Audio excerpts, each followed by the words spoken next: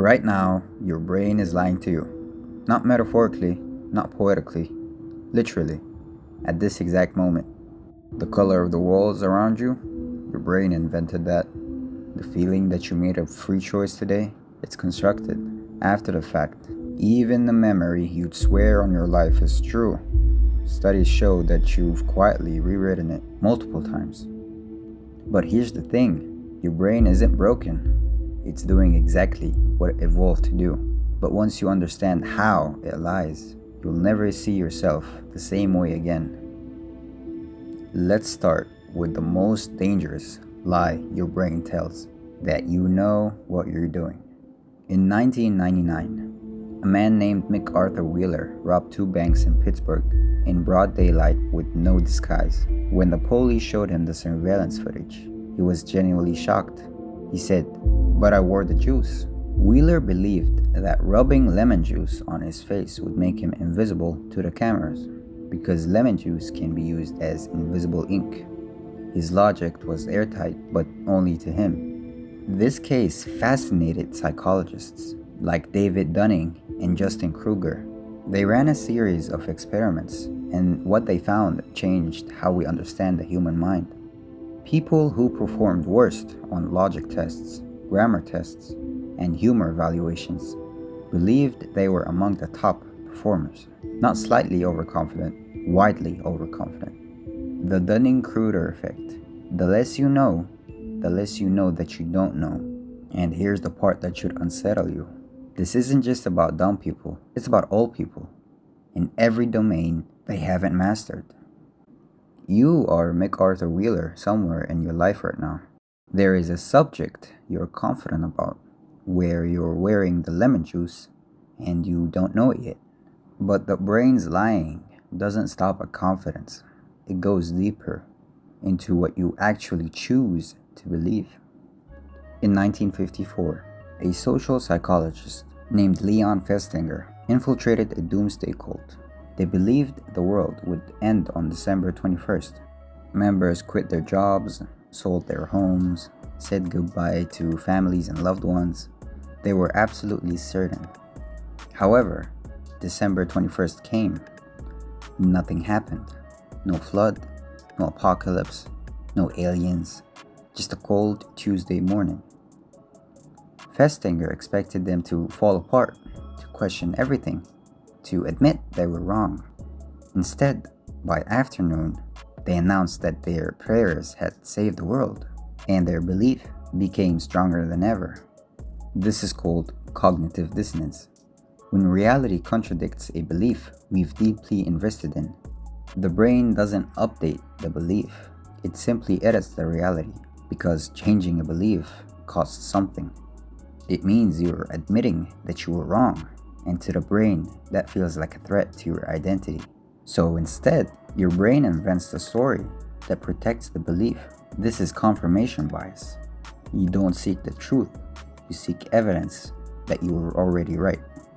Studies show that people spend around 40% more time reading articles that confirm their existing views, even when they know the source might be biased.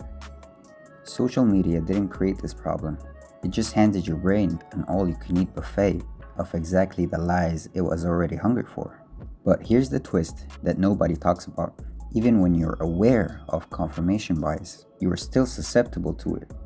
Your brain is running software that's millions of years old, and it was never designed to find the truth. It was designed to keep you alive. Those are not the same thing.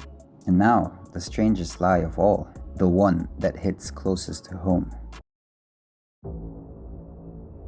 Let's try this out. What's your earliest memory? Hold it in your mind. The details, the feelings, the scene. There is a good chance that memory has been quietly, invisibly rewritten every single time you've thought of it. You see, memory is not a recording, it's a reconstruction. Every time you remember something, your brain rebuilds it from scratch. Psychologist Elizabeth Loftus spent decades proving this. In one landmark experiment, she implanted entirely false memories into the minds of normal, healthy adults. She had them remember getting lost in a shopping mall as a child. It never happened, but after a few sessions, 25% of the subjects remembered it vividly. Complete details, emotions, sensory experiences for an event that never occurred, and that argue with their own families about it. This isn't rare. This is how all memory works. Your most treasured childhood moments have been edited by your current emotions, your current identity, and the last time you were told that story. The brain fills gaps with what makes sense. It edits the past to match who you've become. It rewrites the villain as worse and the hero as braver. Eyewitness testimony, once considered the gold standard of truth, has been shown to be one of the most unreliable forms of evidence. It's responsible for over 70% of wrongful convictions, later overturned by DNA. You are not a reliable narrator of your own life. None of us are. And somehow that's both terrifying and deeply freeing. So, what do you do with all of this? If your brain overestimates you, edits what you believe, and rewrites what you remember, what can you actually trust? The answer isn't to trust nothing, it's to hold your beliefs a little more loosely. The Dunning-Kruger effect shrinks what you actively seek out what you don't know, not to feel smart, but to genuinely feel curious. Confirmation bias loses power the moment you genuinely try to disprove your own beliefs. Ask yourself, what would change my mind? If you can't answer, that's the bias talking. And memory? Treat your memories like first drafts. True in feeling, but approximate in detail. The emotional core is usually real, even when the facts have drifted.